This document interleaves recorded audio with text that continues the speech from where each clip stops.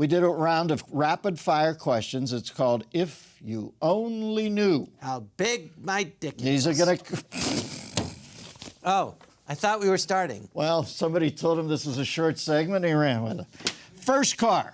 Oh, Vega. Mustard yellow. Ugly as hell, but it was my car. Strangest fan encounter. When I met you on the plane. There you go. I was a groupie right off the bat. Favorite SNL character growing up? It was Steve Martin and the two Wild and Crazy Wild and Crazy Guys. Yeah. And I'm sure when they were doing it, you remember SNL, occasionally you'd just pitch something because you had to pitch something, and it would turn out to be something, but you didn't know at the beginning. Well, you did that. Remember you? Coco. Coco, yeah. I'm just going to pitch a ridiculous sketch. Favorite SNL character you portrayed? I'm intrigued At the time, I liked... The Liar was so beautiful. The Liar was big, but Master Thespian was my favorite because I loved acting, and Yes. and it was... You and Lithgow. And it really didn't get a lot of laughs on it when we did it. All right. No, you and Lithgow, that was the when best we did episode.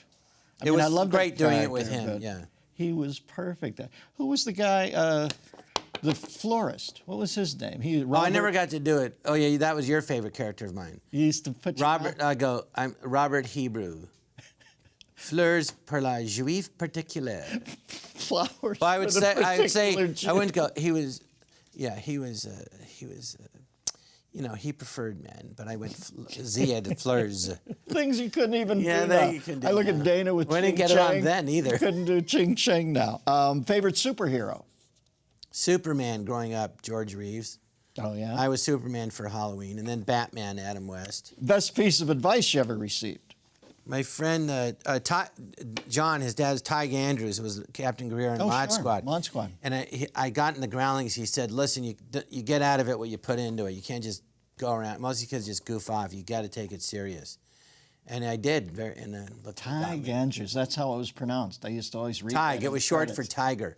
And then the other, I heard a preacher say, are you willing to do what you have to do to get what you want?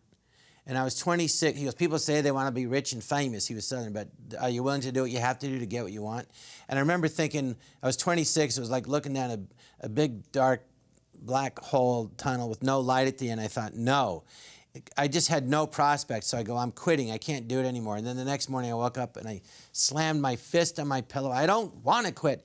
And then I said, well, then you better get your ass in gear. I started yelling at myself. I'm like, come on, And then 3 years later, it happened. But it's very, it's very, people don't realize how tough it is. They see us now and go, oh, well, you've always been successful. Confronting your muse. You're like, no, it took years, Role you regret turning down.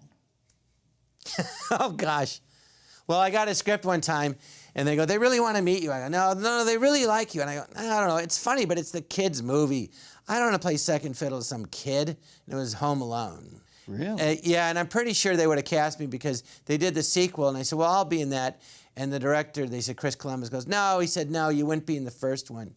So he's not going to meet with you. I go, well, he won, didn't he? Mm-hmm. It was the biggest comedy in the history. I go, I didn't hurt his film. I go, fine, don't use me. Something that keeps you up at night, other than Jerry reading sonnets into your ears. I'm beginning to wonder about this dog relationship. Biggest risk you ever took? Well, trying to become a comedian. Weirdest job you ever had? Oh, now this makes me laugh. What were you doing when you were 26 and looking down a long black hole? She said, how were you feeding yourself? I was working at a Rick Palleck's clothing store. Oh, Rick was great to me, nice. but I was folding shirts and getting his lunch. Something that never fails to make you laugh. Right in my head, I thought Dana Carvey. He's always leaving me funniest messages. Yeah. Every time he leaves a message, it says Dana Carvey, and I listen to it. John, this is Lauren. We're thinking of doing we're thinking, we need you for, excuse me. We think, all right, call me back. It's like every time. Never miss a beat. Subscribe to Larry King now and watch new episodes every day.